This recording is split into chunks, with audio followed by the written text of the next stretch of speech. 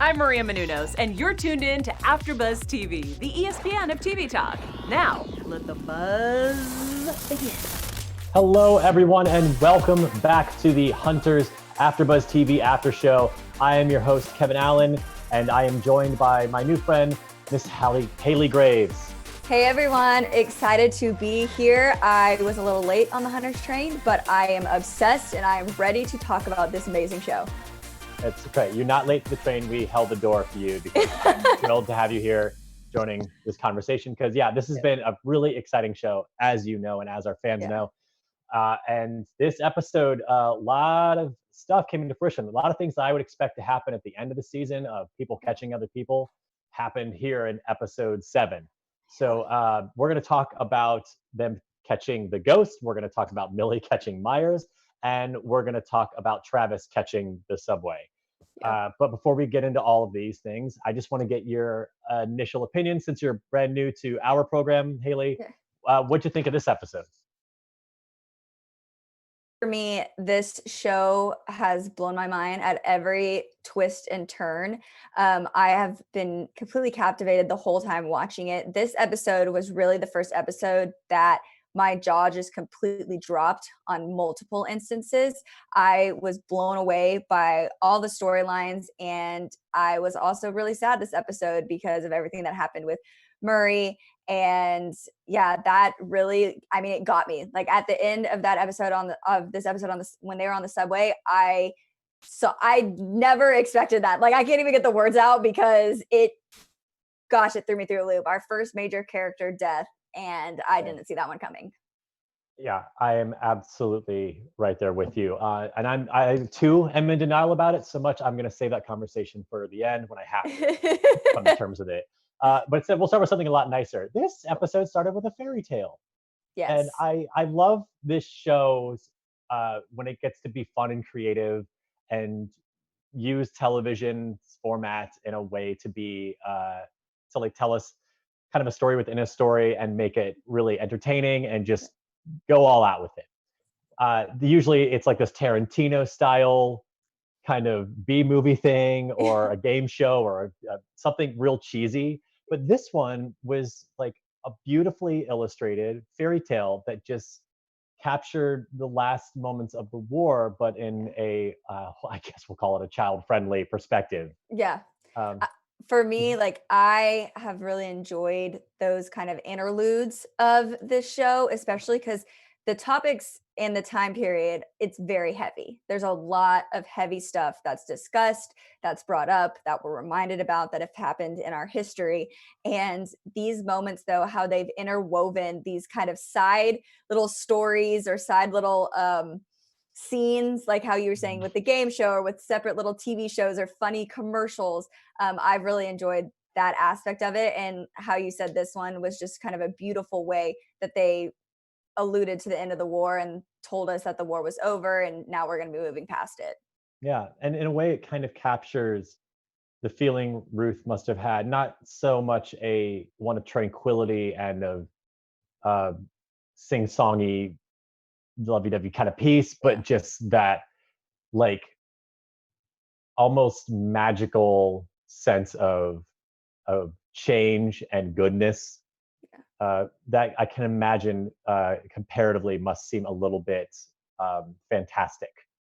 Fantastical, if we'll call it that. So we got that nice little story, and I always love seeing Ruth come back in these moments, and it really helps to kind of lay the foundation of her character, and by doing so, Jonah and to an extension Meyer.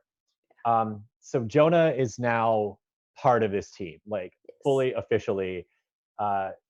He's not really living the fairy tale life anymore.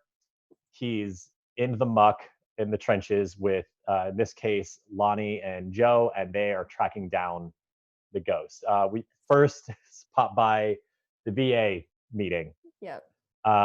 Man, God, I love Lonny. I find him to be a very entertaining character, and I love when he's part of the plot or the schemes. But I was like, dude, sit this one out, man. I know you're an actor and you want to polish your craft, but do not cross that line. And he did it and made up this whole thing?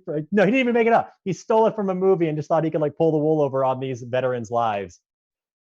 It was almost like cringy for me, especially because like he has to know Joe's past. So the fact that he sat in there and tried to almost make a mockery out of this VA meeting when Joe revealed some very personal stuff, it was slightly uncomfortable, but I think it also showed a little bit more about Lonnie's character and his um, sense of just always being that comic relief, because and just the fact that like he never can be taken too seriously. Like I think that's old, and I think that's a problem for him, and I think you see him kind of be affected by that no one ever really takes him too seriously, whether it's his acting career or it's when he goes on these adventures with this team. Like he's never taken seriously, and I think in this situation we're completely seeing why. That's a really good observation. Yeah, that is his flaw. Now that you mention it, absolutely. I always notice that he just tries to kind of be the cool guy in the room to everyone, and I thought that's what he was doing here. I thought he was like trying to outdo the veterans by giving them the coolest war story he could think of, so they'd be like, "Wow, this guy gets it. He was there." But I you're totally right that I also like thought it was interesting that we're in episode 7 and they started to give us a little bit more about Joe. The fact that yes, they took him a little bit from a one-dimensional character into a two-dimensional character by explaining some of the things that he went through when he was in the war. And it was interesting that they chose to do it now, I thought, especially because we're past the midway point in the season and they want to start developing him at this time, especially when typically when I feel like you have a character in a show that has experience from being in a war, you know that they're going to have experiences come back with them and affect who they are. That's just kind of an assumption I feel like you can have about characters that have been in war. And so for them to choose to actually give us the story and this traumatic experience of him having to mercy kill this child, I found it really unique that the writers would choose to do it right now. I feel like they've been dropping clues Yep. about him, his backstory, since we introduced him. Like when I mentioned in our after show when they introduced the Hunters, I think it was episode 2, Yeah. and everyone got their movie poster. Like Yep. his tonally was a complete shift, Yeah. and everyone had this like whimsical, like I said, Tarantino B movie thing, but Yeah. his was like, no, that's Apocalypse Now. This guy has real trauma. Yeah. And then we meet his friends at the mental Yes. institution. Yes. So we like, okay, so he definitely like is mentally damaged himself if he was on this guy's side. Yeah. And we got a glimpse of his story with like a flashback of the little girl coming up to him. Yeah. But like you said, all of these are fair assumptions Yeah. to make. They just kind of like confirmed our assumptions. Yeah. This is where we finally get to see what happened. And Yep. man, oh man, was that heavy. Yeah. Which is also Mhm. why I feel like the writers purposefully put Lonnie in that scene at the same time, because he has provided all this comic relief, that we have a heavy, heavy scene and episode also paralleled with comic relief. So it's just kind of interesting how the writers chose to do that, because I feel like they didn't want the viewer to feel all this heaviness. So they contrasted it with Lonnie in the scene to bring you kind of back to this place of like, oh, wait, like this is still a show. Like we're still trying to have fun and entertain you and not like remind you of all this doom and gloom that actually happened. Which is very much appreciated. Yeah. Uh, with Joe, I feel like since he's usually the guy who is executing the torture or whatever it is, Yeah. I think maybe why they've waited till now to do that is because throughout the whole season we see him do it, and there's this question of morality throughout this entire series. Yeah. And we know that this guy has an issue with Nazis, but the fact that he's the one willing to do the task, I feel like this revelation of his that he shared with the group kind of explains why he is the one who's willing to do the hard task itself. He does not see himself as a full-fledged person. He sees himself as a weapon. Yeah. And the most good an instrument of killing can do is to at least go against evil people. Yeah. If he's like, if I'm gonna be a weapon, I'm at least gonna be one with a conscience and target the right people. This is really hard to articulate, but do you see where I'm going with this? Yeah, and I want to just build on that because I do agree with you that a lot of this show just talks about you fighting with your conscience, and the Yeah. fact that you're everything in you, and like we even see it in this episode with Murray and Mindy and what they're dealing with, and we've seen it a lot with Jonah, just going back and forth between knowing what's right, but then also knowing what's right to you. And so I feel like with Joe, it's the case of he was in this situation, and by having that mercy kill, it allowed him to, in a sense, be able to, I guess, do these torturous activities and kill people and do these things and be able to move on from it. Because I think that's ultimately for these characters, what they all struggle with is, after I do this, what person am I going to be? What is this going to turn me into? Who will I be after this? Will I be a monster? How will I be as bad as the Nazis? I feel like that's the line that they're all afraid to cross. But Joe has already crossed that line, and he's proven that he can move on from something like that. And so I think that's why he's the one who constantly steps up in these situations. Yeah, I think you're definitely onto something there. But you mentioned Jonah kind of having that moral dilemma, and he's not someone who's lived through this kind of torment. He's had people die close to him, but he has not been the nom. And he was like, he almost was just like naive to all this. It was like he knew this happened, and he knew that this was a part of who he is and a part of his history. But I mean, and a part of it was because Ruth hid so much of the truth from him. But it was almost just like he knew that all this existed, but didn't actually think it affected him directly. And I think that almost speaks so much about even society today, that our ancestors and our just humans, like as a whole, we've gone through so much, but it's easy to just ignore those things today and forget about those things. And I feel like Jonah was in that case, but now, being that he's fully invested in the hunters, that now he's coming around to being like, oh shit, like this is actually part of me, and now it's affecting my decision making, my sense of right and wrong, and just everything. Yeah, I totally agree. I just worry that when it comes to the nuance that you're describing all of these other characters as having, of whether to cross that line, I feel like Jonah doesn't quite have that nuance. He just kind of ebbs and flows with his rage the more he learns.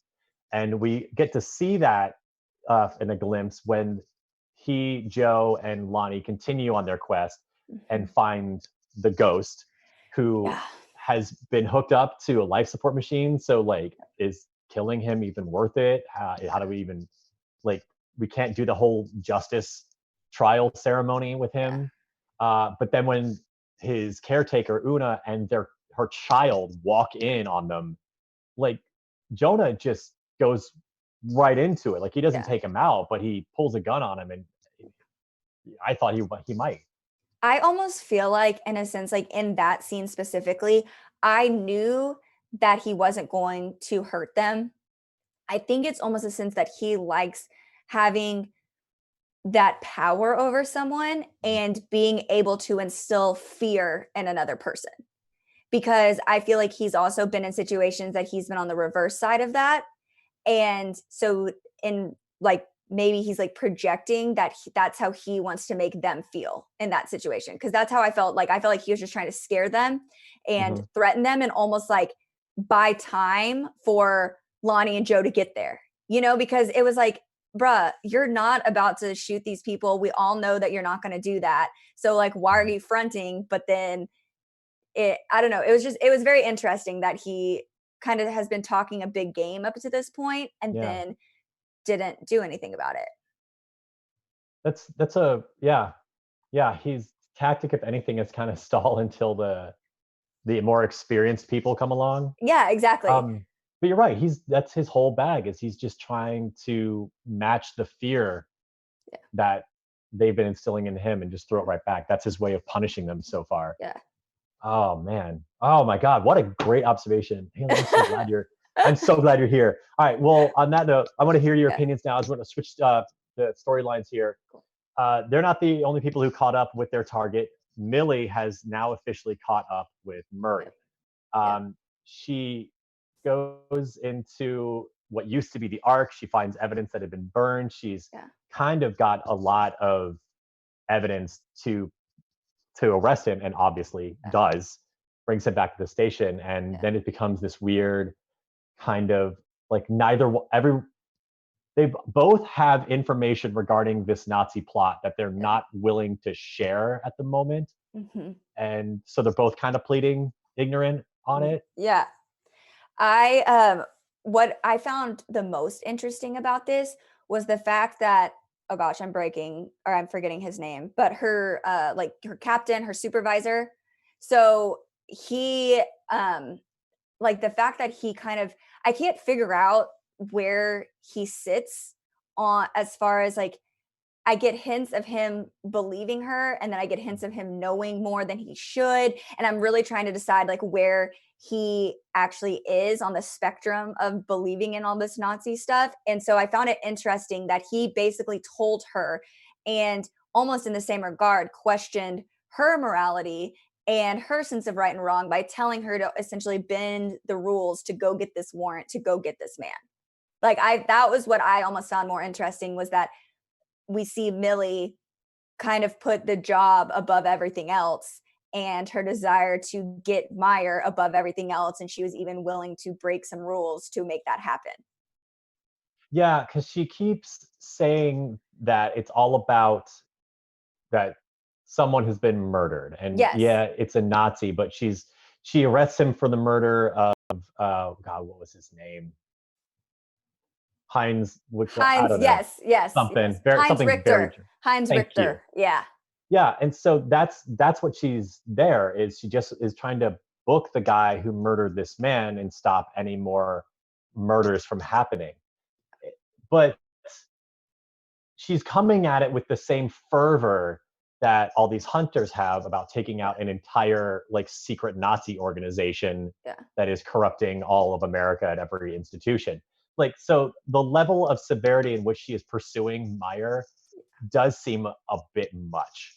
The fact that she risked her life and reputation by going to a superior about it, the fact that she's been assaulted by shadowy figures and thus broke up with her girlfriend over it, like she really is putting it first, and that's understandable, but to the degree she's doing it is kind of insane to me.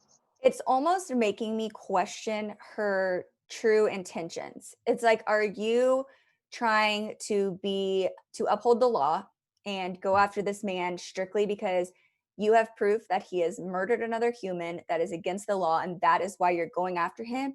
Or is it because you know deep down in your heart of hearts that this Nazi regime is happening, it's real, and you more than anything are curious about what's going on, and you know this man will give you information?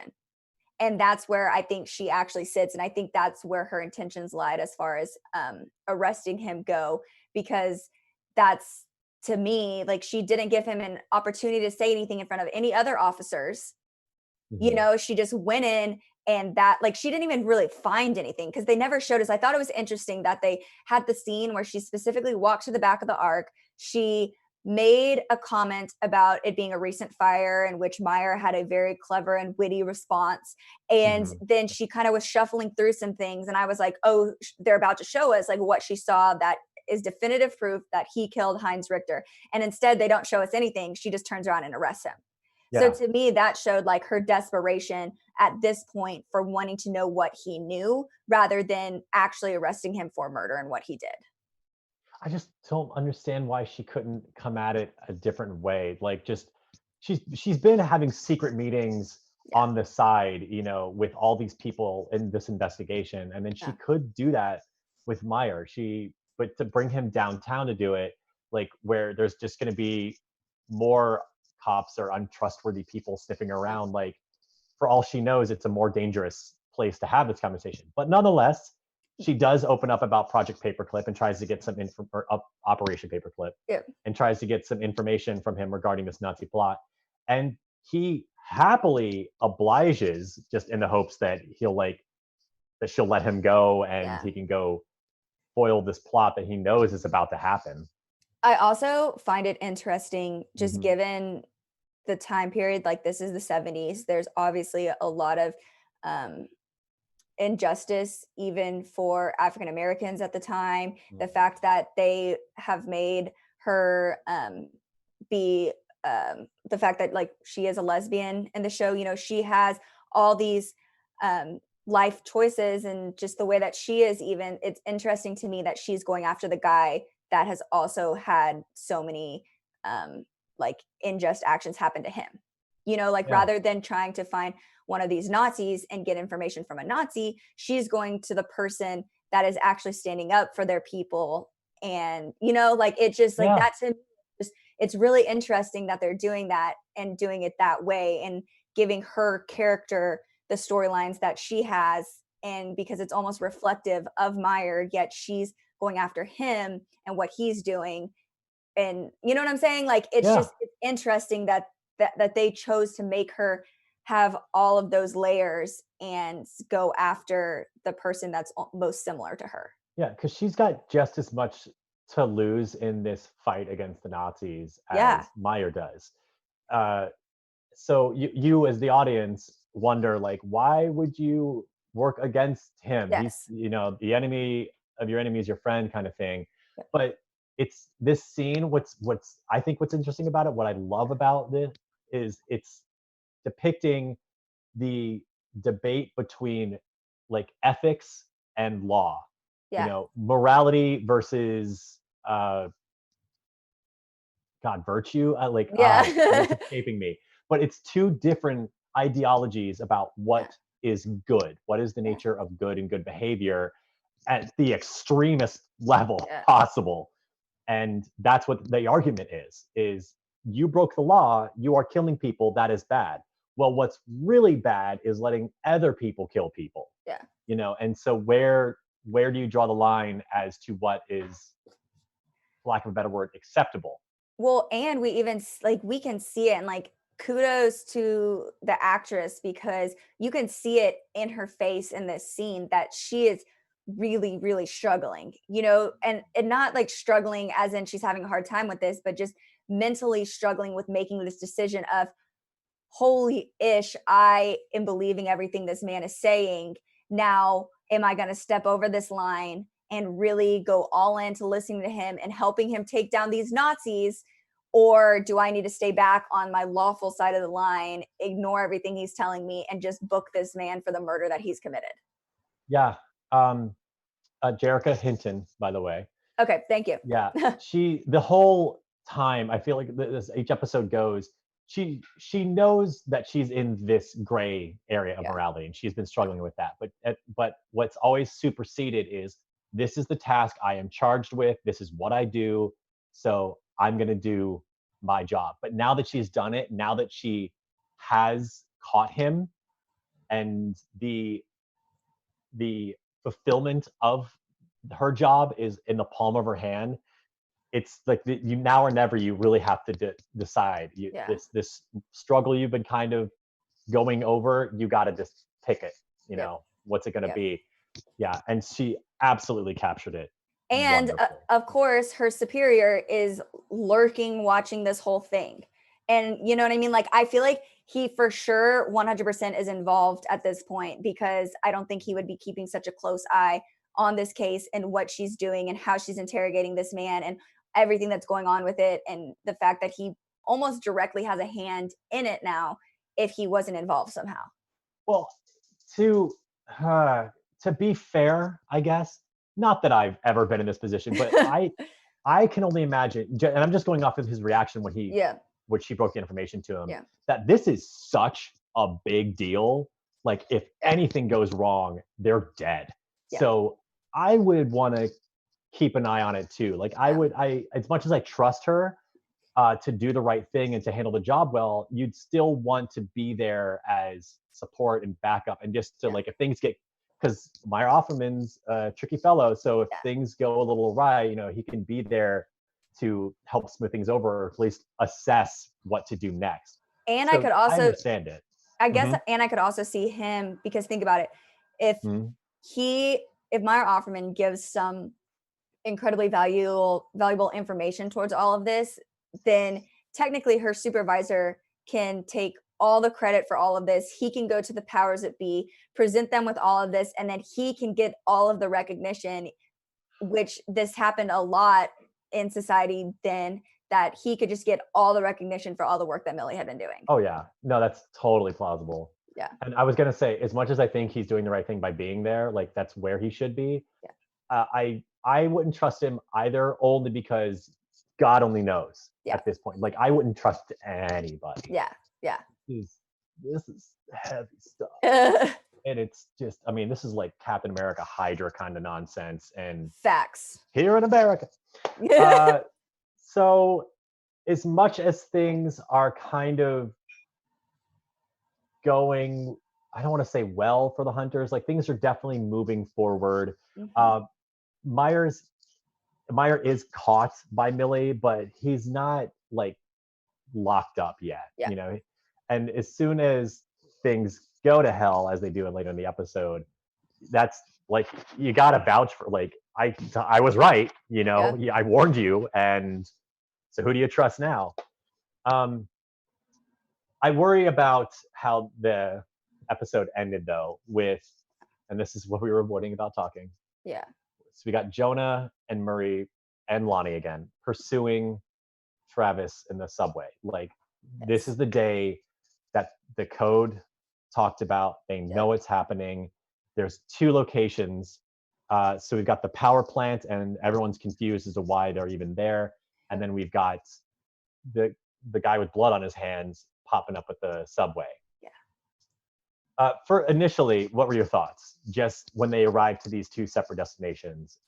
Well, I think I was still more held up on the fact that we also just found out, as Meyer was getting arrested by Millie, that he basically confirms that he's Jonah's grandfather.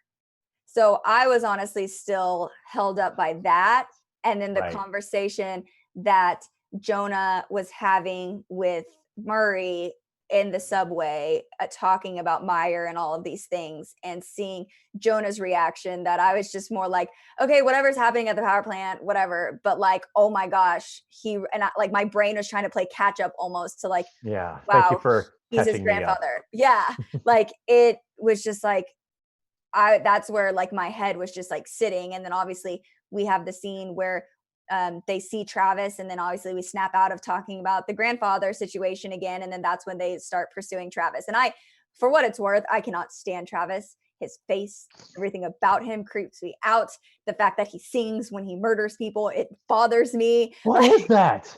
Oh God, it's so unsettling. Everything about him. I gotta admit, the actor is doing a fantastic job. Greg Austin. Yes. Yeah. But he makes my skin crawl. Same. And I don't like that. I don't like when performances are that good. And I will say that so I was watching this episode with pretty much everyone in my house right now. We're binge watching it all together.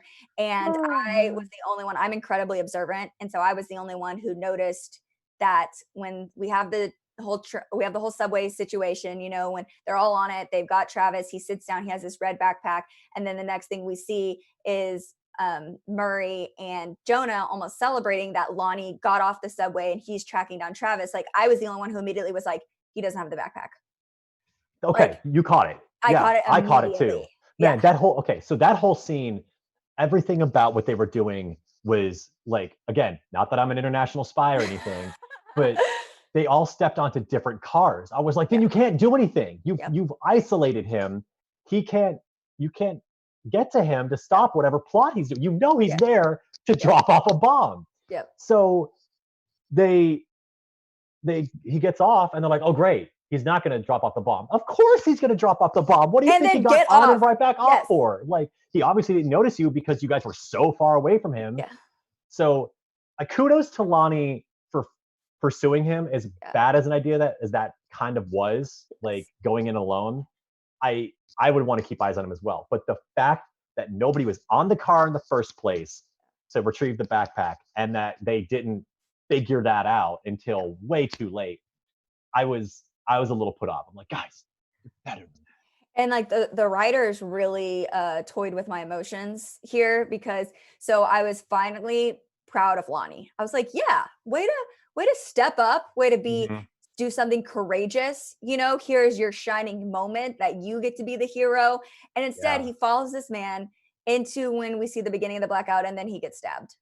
And I honestly, in that moment, I was like, oh, Lonnie's gone. Like I Like, thought, like my brain was going through such a just like cluster of almost emotion in this, because it was like, okay, Lonnie gets stabbed. I thought Lonnie was going to be the one to die. And then they take us back on the subway where they had just alluded to the fact that Murray stopped the bomb.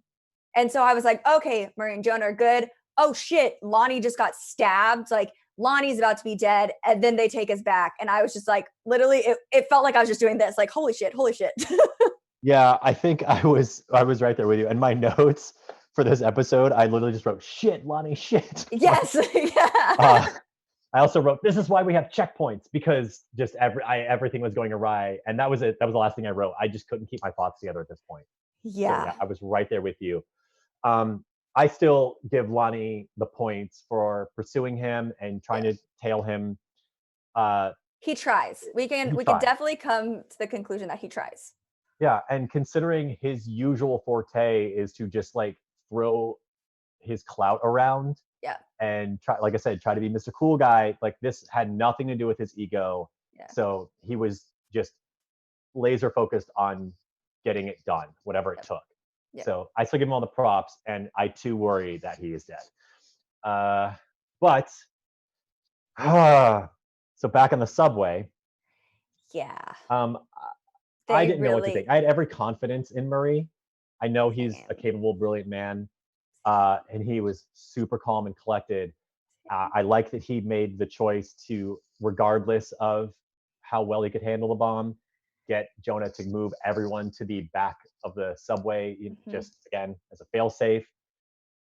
Uh, And then and the other parts of this being emotional is the fact that mhm, we just had him and Mindy with Moritz in their basement yeah, talking about, hey, we are going to do this together. Like she literally was like, we do everything together. We need to do this together. I'm literally getting chills thinking about it again, because that was like my initial reaction when the bomb actually goes off is, holy shit, Mindy.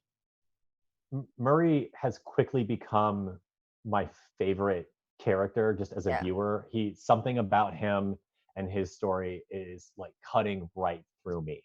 Yeah. And he, this like selfless act he did with the unfinished business of his Yeah. also wonderfully sweet partner. Yeah. It's so emotional, and the level of appreciation he gives others and compassion that he has Yeah. been exuding amongst all of this Yeah. is, it really touches me, and right to the very last moment Yeah. Well, and I feel is like that we're too, going to lose him.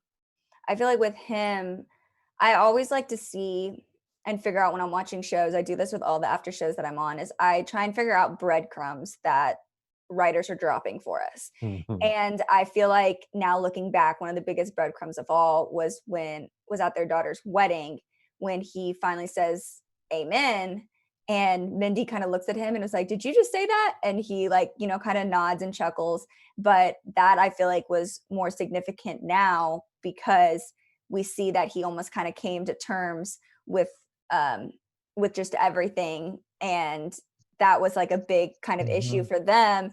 And I was just like, looking back, I was like, wow, the writers kind of were telling us something in that moment we didn't even know.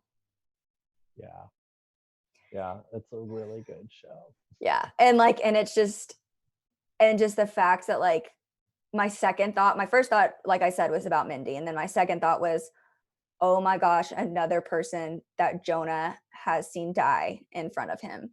Like, how much more trauma can this guy take before starting to just think that he's basically like a walking like murder target? You know what I mean? Like, Yeah, hey, if you want to die, come hang out with me. yeah, he And then like probably feels like he's cursed. exactly. And then like the other part that also made me incredibly sad was the fact that Murray and Mindy made it out of the concentration camps together.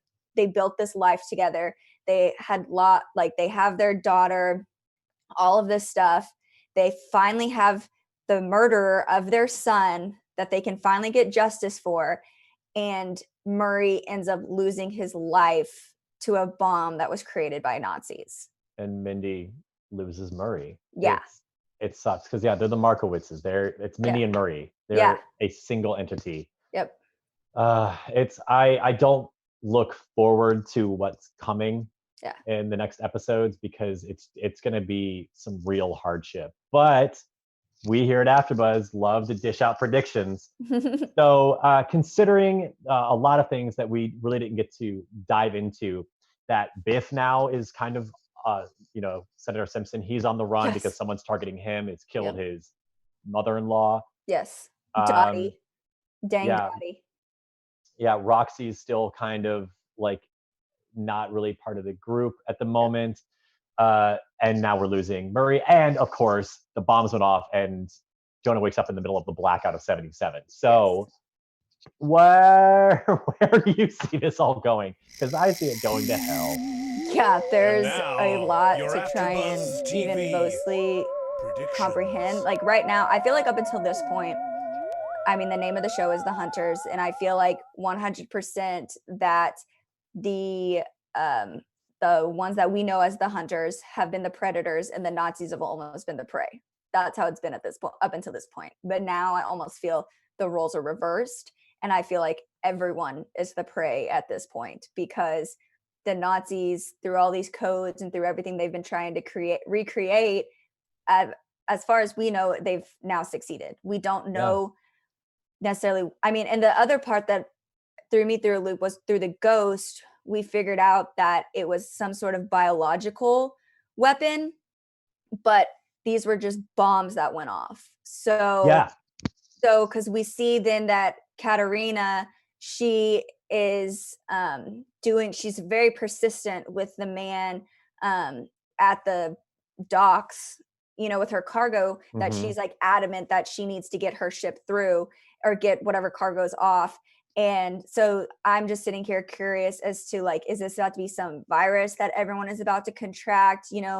What extremities are they doing? Is this going to be some other kind of gas form? Because we know obviously they did that to people in concentration camps. Like, it's almost, my brain is just like, what links are these people going to go to at this point? From what I've kind of put together watching the show, there's definitely a biological weapon that they've been testing in South America, and that's why they've been trying to look these cargo sanctions to bring it in. But you're correct. You're correct in that we don't know what it is. We don't know if it's like an aerosol kind of thing or powder or whatever. We have no idea what the physical thing that they're bringing in on this ship is, but we do know that it's now here in the States. And it seems like the bomb was just a big distraction, not really so much a dispersal technique. I was about to curse, but like just a really, really messed up distraction. Yeah. I mean, God, I was about to do it myself. It certainly is effective. Yes. And then I also, for predictions, I also will say that I can see Jonah kind of becoming a recluse here and now really pushing everyone away, because Murray was almost like a second grandfather to him. And so now this is just another person in his life that he's been close with that has passed basically right in front